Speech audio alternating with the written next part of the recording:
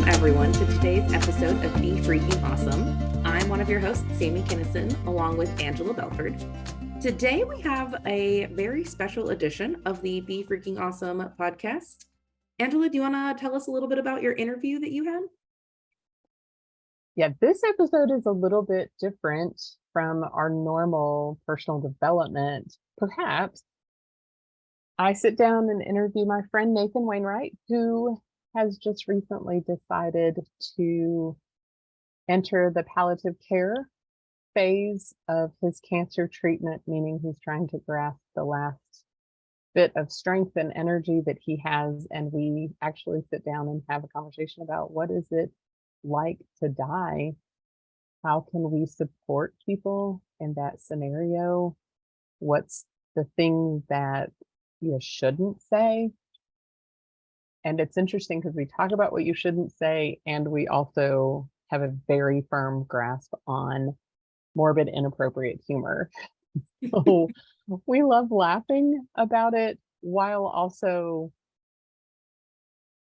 people are obtuse. And there was a couple of things he shares that are really kind of surprising, but I hope people won't skip over this episode because there are some great life lessons, not only in how to support someone that is going through a hard process, but even how to live fully. That's so cool. I'm so glad you were able to have the opportunity to sit down with Nathan. I was not there for the conversation. And so we're just have a little intro here, and Angela and Nathan have a really good conversation. We're really excited for you guys to just have the opportunity to listen in on the two of them cracking jokes and sharing stories, all the things. So if you're into dark humor, this episode's definitely for you. If you're into just learn a little bit more perspective about life and death and how to support people, then this is also for you.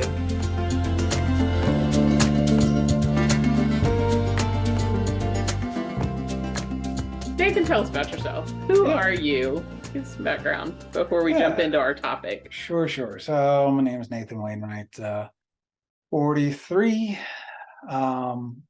Spent the first half of my professional career as a pastor, youth pastor, church planter, stuff like that. And then ended up moving to Arkansas to work with a church here. And 6 months after getting here, I was diagnosed with stage 4 kidney cancer. And they gave me a year or so to live. And that was back in 2016. I was 36 when that all started. It's my birthday present. Loads of fun. So that's 7 years. Yeah, 7 years ago, they gave you 1 year to live. Yep. That's not. And so continued to work with that church because they didn't want to. Oh, he's got cancer. Let's kick him to the curb. They're like, listen, you just preach on the Sundays you can, and if you need somebody to fill in, you find somebody to fill in. You're not going anywhere. Don't worry about your job. And so, initially things kept getting worse and worse and worse, and then a medication that wasn't supposed to worked, and then we didn't see any signs of disease for 4.5 years.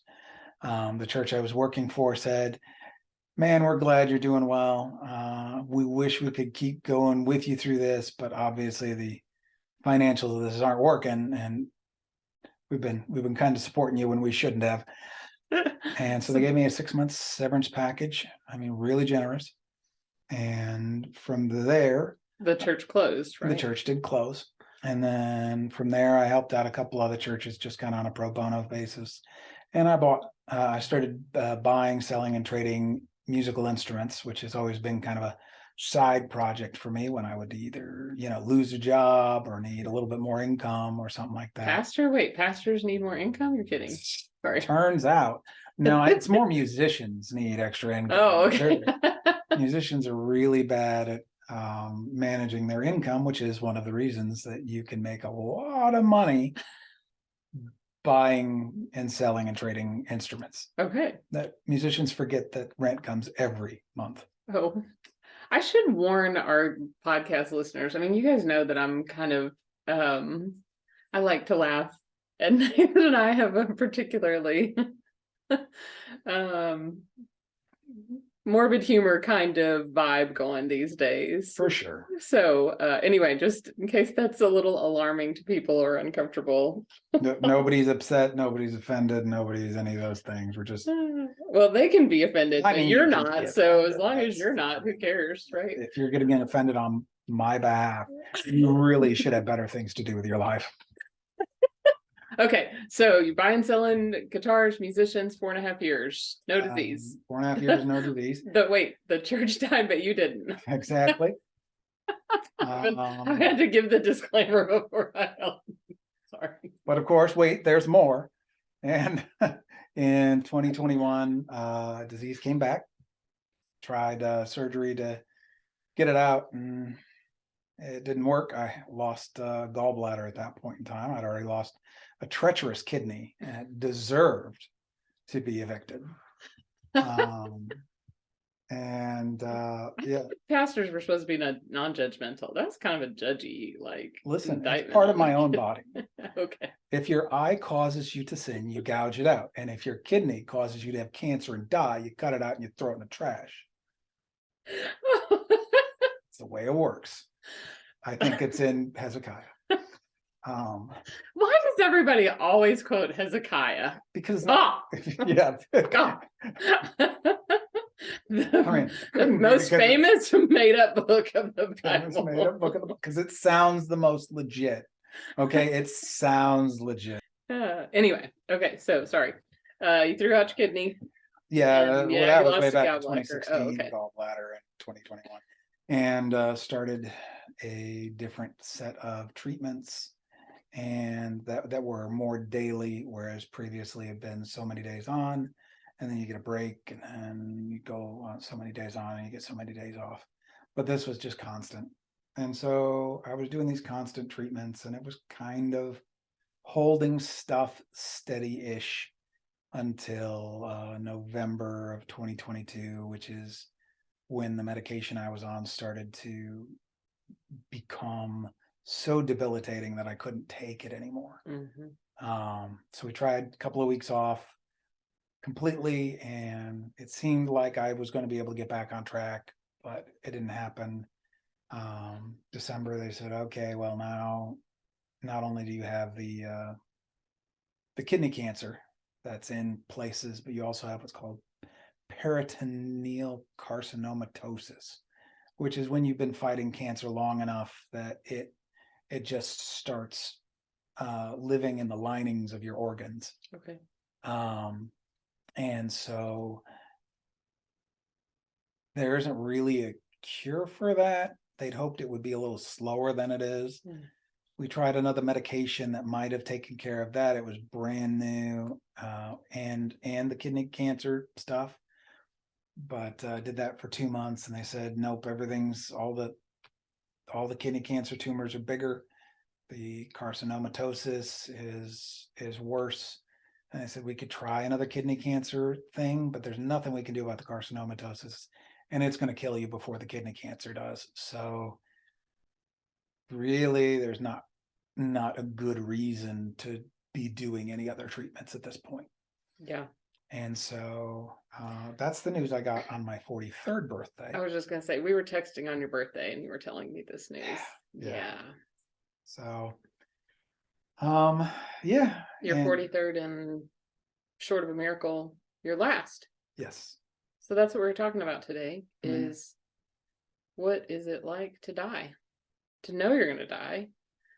One of the reasons why I wanted to do this, well, number one, there are very few people on the planet that I would feel comfortable having this conversation with. Yeah. And number two, you and I have enough history of irreverent humor that I thought we have could a repertoire. I thought we could pull this off with hopefully a little bit of grace, and if nothing else, you and I'll laugh. I mean, yeah. Again, it's so for starters, it's been 7 years, and there was no illusion that there was a cure for what I have, and then they found that it was a weird pediatric cancer. That if you get it and you're under 12, there's 100% survival rate. And if you get it and you're over 30, there's 100% death rate. Yikes. 200 people a year get it or so in that above 30 category. 50% of them, it's discovered post-mortem. Wow. And I am, to the best of my knowledge, as far as any scholarship I have seen, there has never been anybody else who lived beyond 2 years. Wow. Of having this. Okay. And so you're already a little bit of a walking Lazarus. Sure. But again, it was one of those things that I was told from the get-go, you're probably not going to last a year. Mm-hmm. Prepare yourself. And so I put together a folder of what I wanted at my funeral and started setting aside things that I wanted to go to certain people as far as guitars go, or because at that point your son was 3. He had just turned 3. This has been his whole life. He turned 10 in November, so I got to double digits for him. Mm-hmm. So he'll at least remember me now. At that point in time, there's no way he remembers me. I mean, right. barely 3 years old. Mm-hmm. So I mean, that's been nice. But I'm sorry, I interrupted you. You were putting away guitars and, yeah. You know, kind of making peace with a year left. And then suddenly it wasn't. Just kidding. Yeah. And the doctors were like, I checked with several, MD Anderson. There's another cancer hospital up in Boston that I checked with one of their kidney doctors, and they all said, yeah, no, I mean, you got maybe a year, maybe. And then suddenly there was no signs of disease. And this all, like, it started, I thought it was appendicitis on February 26th. And they said, maybe not. Looks like they actually thought it was an infection initially. And then they said, follow up with a urologist. And within it was barely more than a month. I was in surgery April 4th, getting the kidney taken out, and it just was what it was, and probably maybe what gave you the 4 years of cancer free is that they were able to act that fast. Maybe. Yeah. But yeah, we started a medication in June of 2016. Didn't know it was going to work, but we got our first no signs of disease. I think it was beginning of November in 2016. So I mean, it's pretty quick. And then it just stayed that way until March of 2021. And so everything was fine. I mean, I survived COVID. Man, I was out and about during COVID. Everybody's like, you could die. I'm like, COVID kills you in a couple of weeks. Cancer is gonna be a pain in the butt. Let me die of COVID if that's the choice. Oh my goodness. So I'm going into like Memphis and Dallas. Everybody's hiding in their homes, and I'm walking into these pawn shops, and people are looking at me like I'm nuts. You know, I'm just like, yeah. What do you got? I got some great deals though. Let me tell you what. They weren't selling anything. Oh my gosh, they were looking at you like they're crazy. I love that you say that in a way that sounds like you weren't. That's adorable. So one of the parishioners from the church that I came here for, he asked me a pretty poignant question. It was the first time I heard it, and so I had to spend a little bit of time thinking about it. He asked, how do you live with that knowledge every day? How do you wake up and function knowing that you're going to be dead in 8 months or 9 months or 10 months, and you've got all of this, 36 years old, you're married, you've got a 3-year-old, you just moved to a new state. How do you live with that? How do you deal with that panic? And I said, Well, you just, at some point in time, it becomes normal because it has to. Mm. You can't live your life at 11 every day, because it turns out you still need to make dinner, still need to go grocery shopping. 3-year-old still needs to be potty trained. Yep. And your wife still has a bad day at work and needs you to be comforting. Things still happen. I still had a job to go to. Mm-hmm. And so you just you put it shit to the back of your mind. You pray about it when you think about it, and you just kind of keep putting one foot in front of the other. And that's, I mean, honestly, that's one of the things that I'm best at, is just, okay, well, this is happening now, and I'd take another step. Back when I lived in New Hampshire, I had a pastor friend. He loved hiking up mountains.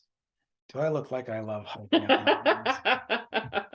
I don't like hiking up mountains, but he absolutely loved it, and I loved him. We're good friends. You look like you like playing guitar. Nah, at best.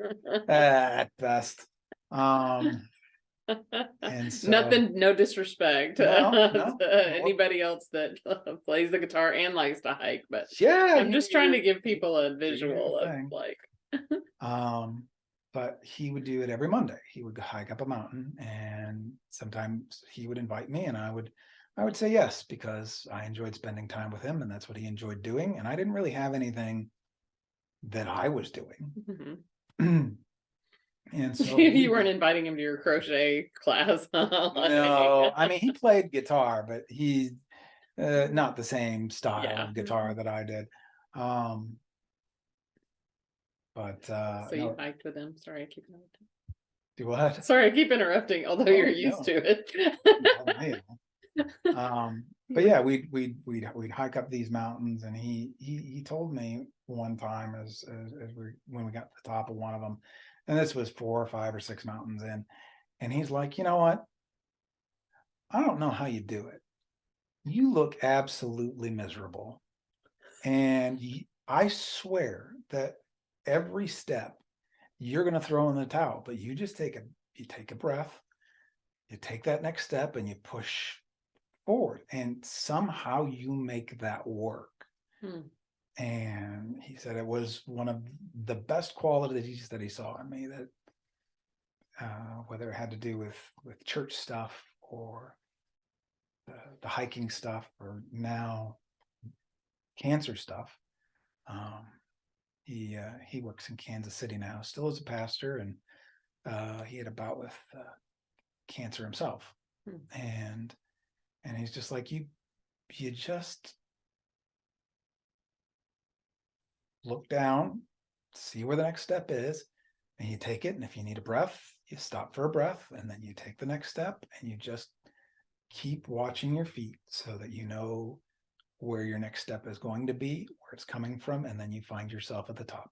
And that's just the thing I do. It's a great life lesson. Perseverance. Yeah, if you can do it. It's stressful. Take the next step. Sometimes, yes, it is true. Mostly perseverance is stressful. Yes, I would agree with that. But and also, like, I can remember some dark days that I had, early in my 20s, and my mentor would be like, do the next thing. You don't have to worry about next week, next year. Just do the next thing, which is very similar to what you're saying. Just take the next step. Absolutely. Because, I mean, essentially I've had this sort of Damocles hanging over me for 7 years. And it just is there. And we haven't been shy with our son. I mean, it's been most of his life. What is that? More than 2/3 of his life. He's known, okay, Dad's got cancer. Maybe something happens, and a cure comes along, or there's some sort of miraculous intervention or something, but he dies. And we've just gotten to the point where there's no other medical treatments. And I mean, it's sure, a miracle could still happen. But it's at the point where I've got cancer caked around my internal organs. I've got tumors in my lungs and in my clavicle and all sorts of stuff like that. It's like, yeah, it could. It's not gonna, but it could. I'm not gonna rule out the possibility that You're getting side. God's got a sniper rifle up there with some cancer, something or other, and pops me, and suddenly I wake up and it's all gone. I'm not expecting that, though. I'm not preparing for that. Right. So perseverance, take the next step. You say God could have a cancer rifle. It's more likely you'll be like telling, being able to, you won't be able to tell us, but you'll be experiencing what heaven's like. Yeah. I mean, the change over from, okay, we're fighting to, okay. That's a hard one. Yeah. So one of the things that when all of this started, I kind of wanted to write a book, but I'm bad at sitting down and writing books. And I want to call it It's Okay to Die. And I was going to wrap in the whole cancer thing and talk about churches, because I mean,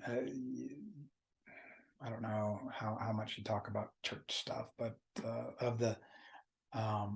there are six churches in Revelation that are mentioned, and only one of them still exists, and it's like 10 people.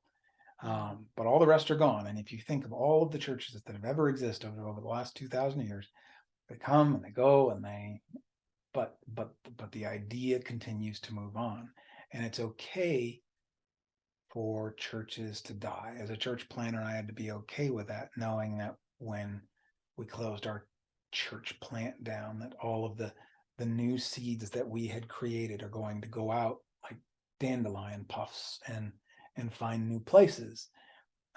Same with the church that we closed here. Somebody just picked up that dandelion puff and went, and off they went to do their own things. My wife's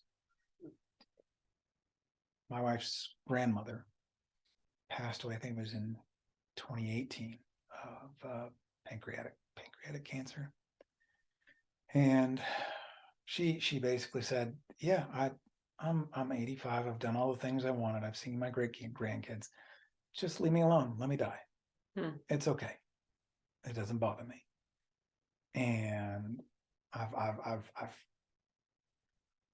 being in this space, I've run into lots of people who, some are the fight with everything you've got until your very last breath, and then you've got the it's okay, this is fine.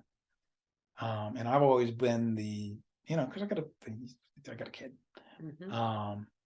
Fight till your last breath, and making that transition to, yeah, we've kind of gotten there, and it doesn't matter whether I'm okay with it or not. It's not a failure. It's not a character flaw. My body is just about done.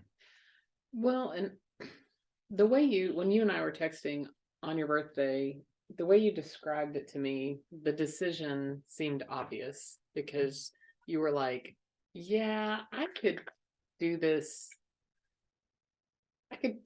thing with some more medication, and it might give me 4 months. It might.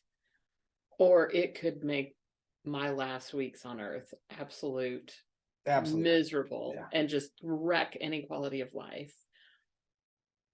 Or I could do palliative care, and I could have a quality of life. And I would argue, because why not argue with the guy that's dying? You know, Might as well. I've been arguing with you for years. So I would argue that you're now fighting for quality, not quantity. And Mhm. and so by stopping the treatment, you're actually saying, I'm going to do what I can. I'm not going to keep putting poison in my body. Right. I want any shot at quality that I can get. Yeah, and there's of course some give and take in that. We talked about doing one big family vacation kind of a thing. But the decline has happened faster in some ways than we thought. And so then suddenly you're sitting there thinking, well, that quality component where you're doing a big family thing, I mean, that may end up decreasing the quantity so much more significantly than Right. I mean, frankly, for the last probably week and a half, 2 weeks, I've been fairly even. The degradation between, like, I was pretty even November, December, January, and then February was just a mess. And then, well, because in January you guys were still talking about taking a family trip in June. right, Like, that's how quickly this has turned. Is that exactly. in January, when I was leaving, you were like, yeah, I think we're going to take a family vacation in June. We've got a backup plan. We may need to move it to spring break, just if things go south. And then all of a sudden we're like, oh, the spring break trip can't even Yeah, and that's happen. It's a little bit unnerving how quickly. Yeah. And so there's lots of things that have to change. I've been liquidating the guitar store, the online guitar store that I built, which is hard and stressful because it's things that I enjoy.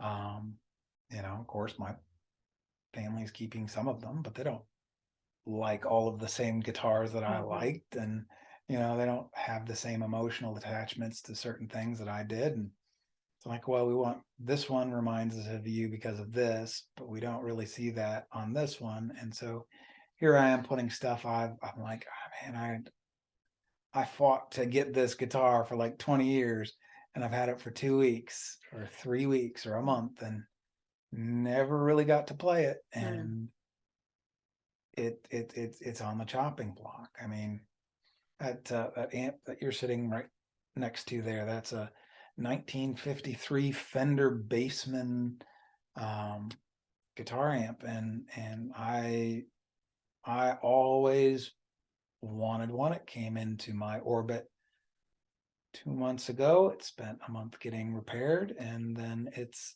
there, and I've played it 3 times. Which is hard. It's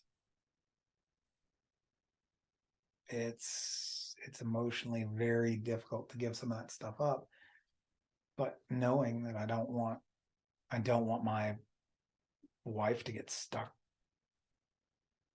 dispensing that stuff or having to deal without those emotional hang-ups or any of the knowledge that I've gathered. And I've had so much prep time. I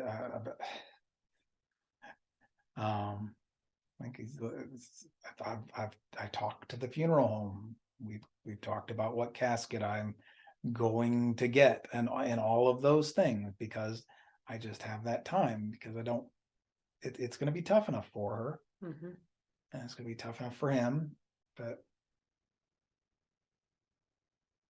yeah, it's tough for me, but for me, it's tough for a short period of time. And then I'm done with it. It's so interesting to observe you be very kind of flippant about, like, yeah, my body's wearing out. And then, you know what makes me sad is I didn't get to play this guitar. I didn't get to use this amplifier. Like, yeah, I love that. I'm just the realness, the dichotomy of that,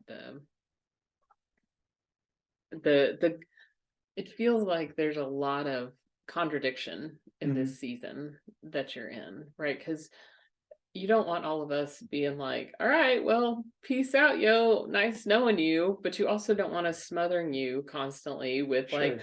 how are you?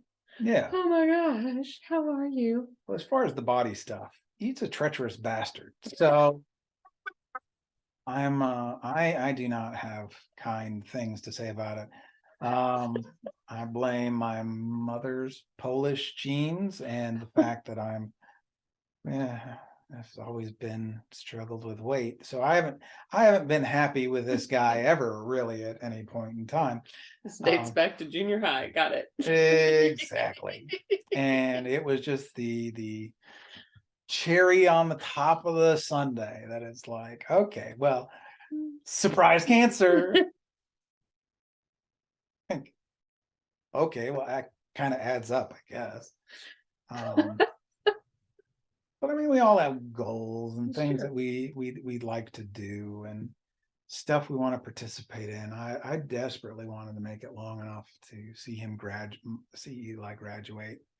I never thought it was realistically possible. But again, I got him into double digits, and I've got to be happy with that because it doesn't matter if I'm happy with it or not. It's just going to be the end. Whenever the end is when the end is. Mhm. As a pastor, one of the things people would ask me a lot is like, hey, can we do a Bible study on what the end of the world looks like? Let's do a Revelation Bible study. Let's talk about the apocalypse. Tell us what you think the end of the world is going to be like. I'm like, absolutely not. I don't want to do that. I'm like, I know so many, like, millennial, post-millennial, pre-millennial, I've got all of these things. My dad was really big into that. And all I could think after going through seminary and reading a bunch of books was, it doesn't matter what I think it looks like.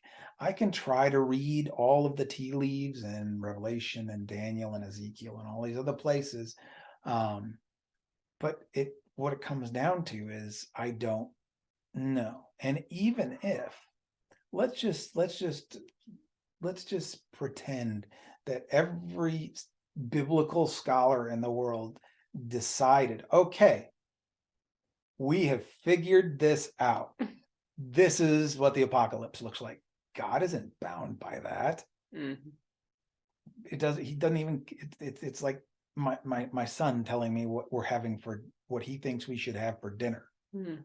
Like, well, I think if I talk to dad a certain way, if I bring up this thing over here, and he mentioned the other day that he was interested in this thing, so maybe that means if I mention that, we'll end up going to this restaurant, and all of these things, and he creates this elaborate plan, and he's like, what are we doing for dinner? I don't know, Chicken nuggets, mac and cheese. chicken nuggets, and it doesn't matter, and even if he doesn't like it, because that's happened. Why are we eating burritos? You loved burritos when you were 2, so shut up. But his opinion, while Mhm. on something silly and small like that can influence, it doesn't mean that I'm bound by whatever decision he made. And if he had 2 or 3 or 5 siblings that all decided that tonight we're having pizza, and I'm like, nope, it's meatloaf, they don't get a say. Mhm. And so whether it's the apocalypse or whether it's the time of your or my death, we just don't really get a say, unless of course you take a gun and put it in your mouth and pull the trigger or something, which Right. I'm not advocating. It's a bad idea. Don't do it. Realistically, most of it, the way we function in a modern society is we pretend we're not as close to death as we actually are. Mm. Every time you get in your car and you drive past another vehicle on the road, you are 4 feet from death. Mhm. If you are on the interstate, particularly in Arkansas, if it's rained or snowed, there is a 99% chance you are going to heaven or hell that day. But Maybe it's not 99%. maybe not quite 99, but you know. It feels like 99% some of the time. But I mean, driving is just one example, or heart attacks, or any of these things. You know, my brother was served in the military, and he did 3 different tours in very active hot zones. I was like, look, dude, if you keep going to these scary places, you're gonna get dead. Mhm. And he said, you of all people know better than that.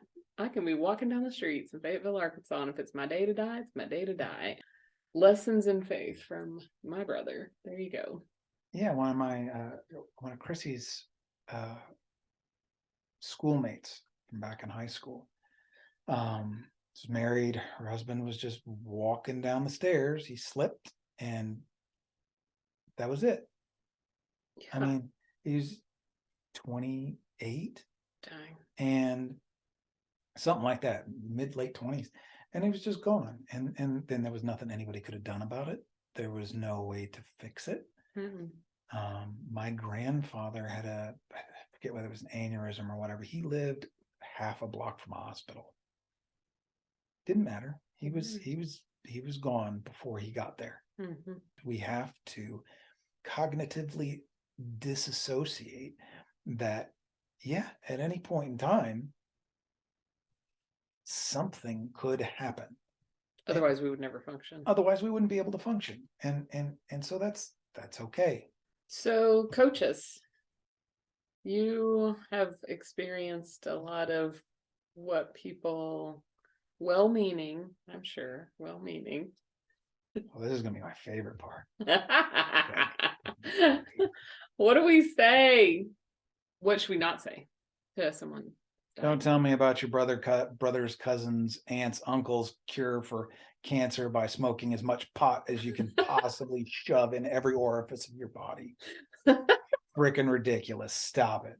I had a gal come up to me at one point in time and offer me some vitamins that she informed me would cure cancer, which is a way for her to get written up, go to freaking jail for that crap. That's snake oil level kind of garbage. We had some plumbers replace the septic line over here last week. One of them decided to tell me that he knew what he thought would cure my cancer. I just, he was asking why we were doing the project. I said, oh, well, I'm just trying to wrap these things up. And this. I've heard people say you wouldn't call the doctor to come and fix your plumbing. But this plumber thought. It's like a 60-year-old Hispanic man that just, oh, well, all you have to do is these things. And my sister has this, whatever. I'm like, you don't know what kind of cancer I even have. You were replacing a pipe that carries poop from one side of my house down into a septic system. And now you're here giving me oncology advice. Swell. Super. How about you move along? But that's the big thing that people want to feel like they can help. And I understand that. And I understand where that comes from, because the reality is you can't. There is nothing you can do to help. Everybody who asks, okay, do you have a cure for kidney cancer? No. Okay, you can't help. I mean, I appreciate the heart behind it. I appreciate the support. Outside of paying off my house so I don't have to worry about it, or a cure for kidney cancer, I've got nothing for you. I mean, you can show up and be my friend. You can be an encouragement. Take me out to lunch. Ask me how I'm feeling or how I'm doing. And how I'm feeling isn't a bad question. Ask somebody who is hurting. They may give you a silly answer. Or they may tell you, which is scarier. that's one of the ways I've weeded people out, people who just casually, so how you feeling? And then I just start listing symptoms and all of the bad things that happened that day. And if the people never talk to me again, win. And if they do, I know that they legitimately care about how I feel. Because if somebody's like, yeah, I've got 6 liters of cancerous fluid in my abdomen right now, and I haven't been able to take a poo in 5 days, and I can't sleep, and and somebody's like, oh, I still love you. And then they ask you again a week later. They know the answer they're going to get. They know they're not going to like it. They don't care. They're there for you. And like I said, there's a lot of people who do a lot of things to self-soothe. I think the most disgusting ones are the people who want someone who's dying, or the spouse of someone who's dying, to help them process my death. It happens where they're like trying to process their own mortality by talking to me, or trying to have me soothe them over the fact that I am dying and they're going to be okay. Like, I'll do that for my wife. I will do that for my son. I will do that for my mother. That list is really short, though. It's really short. And when you're talking people who, maybe not strangers, but casual acquaintances, come in and try to do that sort of thing, I just find it really disgusting. Like, everybody's scared of, on some level, of death, of their own mortality. And I don't, if they're trying to process what mortality looks like by talking to me, that's not necessarily a bad thing. I'm fine with that. I have a limit of how much of that I'll do, because it's draining. But if you're like, hey, Nathan, I want you to comfort me about your death. No, you figure this one out by yourself. I don't, especially if I haven't talked to you in 7 months. Like, move along. I just don't have the energy for that. I hope that's not common. Or is it one of those more common than you would like to? Regardless, it's more common than you would like. Okay. I would say it's become worse over the last year. It was bad in the first 6 months of what I was doing, but then I was better, and so there was less of it. But there's just some people who Obtuse.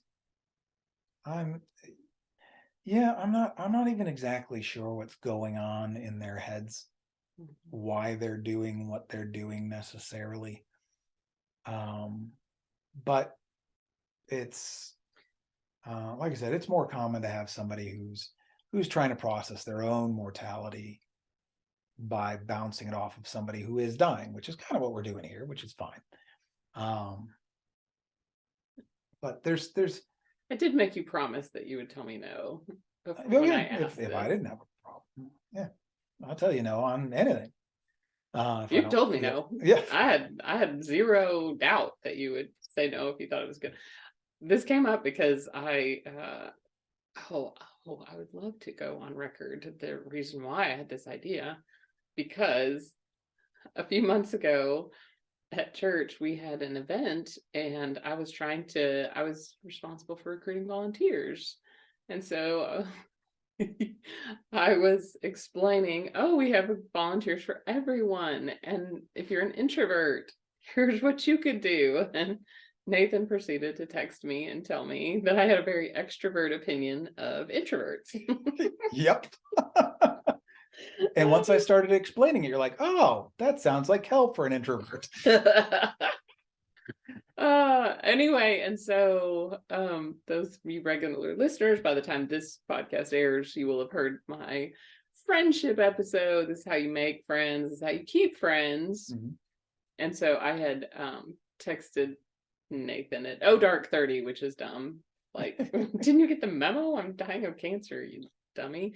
Anyway, but I didn't know if you were like an early guy or a late guy, so I took a Mhm. risk. Anyway, I was gonna have you come and heckle me about the friendship, making friends as an introvert, extrovert, because I have a feeling my introvert friends are gonna laugh, and that's good.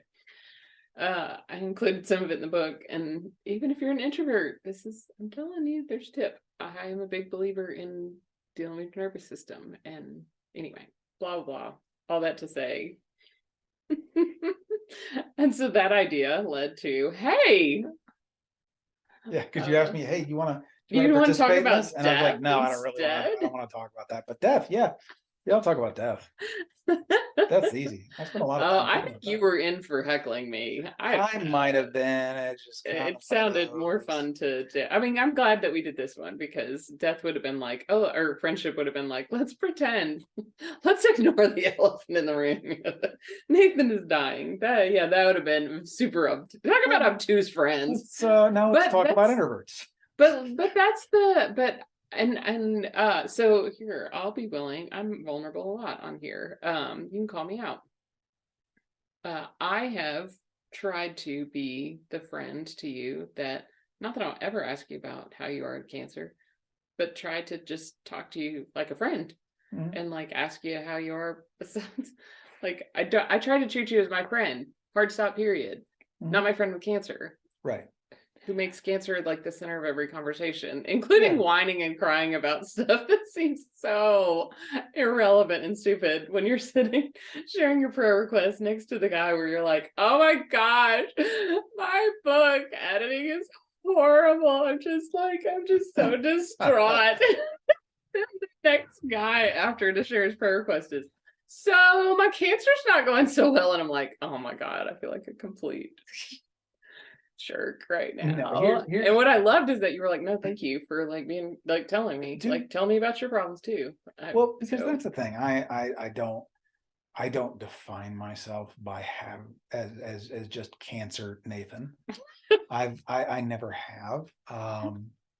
It's a thing that I deal with. And you ask people, a lot of people with disabilities, and they say similar things. They're like, I'm not your lame friend, I'm just your friend.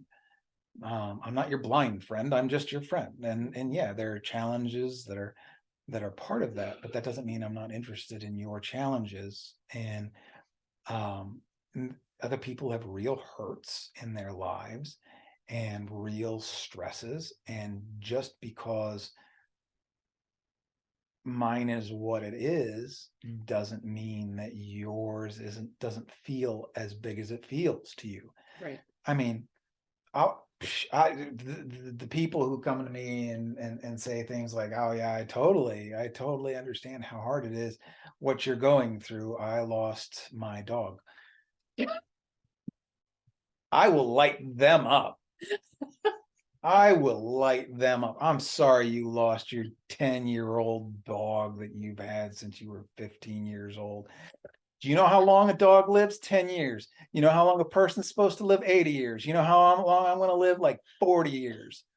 How about you go talk to my kid about your dog you lost? I've gotten pretty brutal on a couple of times. And again, that is. But here's the thing: if they would say, "That's really hard. I'm so sorry." Period. Hard stop. Yeah. By the way, here's what's going on in my life. Yeah. Not a comparative, just like this is what's, when you turn around and say, well, how are you? And they're like, well, this week was hard for me because I lost my dog. That's legitimate. That does suck, but don't say, I know how you feel because I lost my dog. That's what you're saying. I just want to be clear. I've got an aunt who does the oppression Olympics. She also has cancer, but she's always comparing her cancer to mine or to my dad's or to this or that or the other, and you're just like, what's wrong with you exactly? Like, as if your thing just can't be its own bad.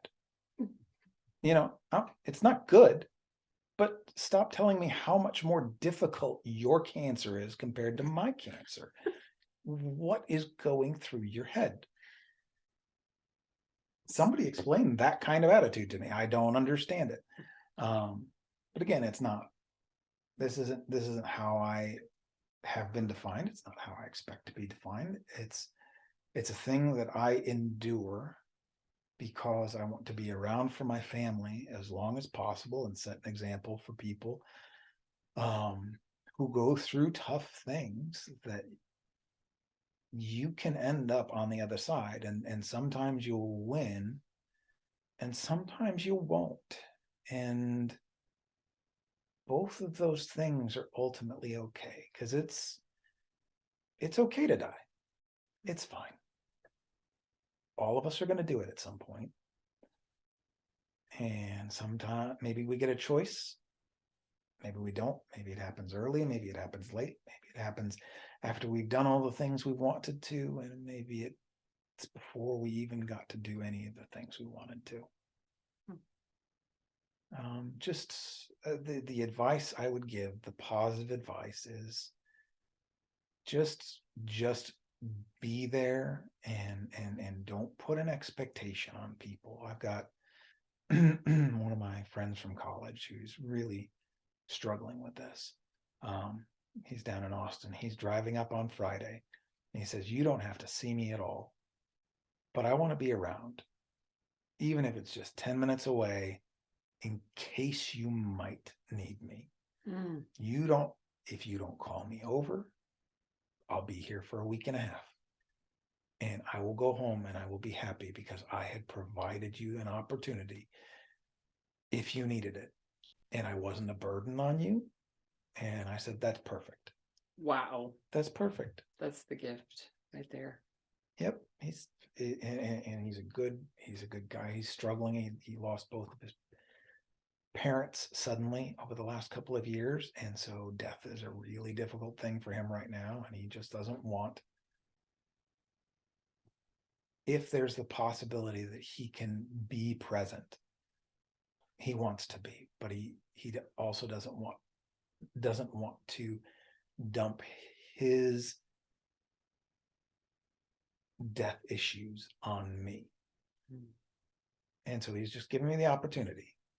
And yeah, I'm going to see him. Of course I'm going to see him. It's ridiculous that I wouldn't see I him. understand his perspective. I was 8. I've talked about it in my book. I was 8 when my mom died of cancer. And I didn't go to a funeral until I was 16, 17 years old. And one of my friends, like, can't remember if it was the first one I went to was like a teacher, or if the first one was somebody's grandmother or something. It was not anybody I knew, but it was somebody. I went to be there for my friends. About 2 years after my mom died, I'd been crying a lot. My aunt just said, I go, "What do I do?" And she said, "Honey, you just got to get over it." That's what we told kids in 1983. Just got to get over it. So I did by just bearing it. And I remember like losing it like bad at this funeral. Oh, yeah, I bet. Just bawling my eyes out. All the stuff that you'd push down. Big time.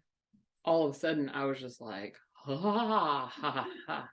And I didn't go to funerals for several years after that, because I was like, especially if it wasn't somebody that I like needed to be there for, because I just didn't want to like dump my crap on them. I was trying to be there for my friend. I think it was after when my grandma had passed that I went to her funeral, and I was just mad the whole time because the pastor said her name wrong the whole time. And so it's the worst. It's what my best friend is doing. If he screws it up, my wife will punch him in the face. Yeah. Anyway, other things about funerals. Sammy, our co-host, she has gone to a funeral where somebody was 21 and committed suicide and had their 2 or 3-year-old at the funeral.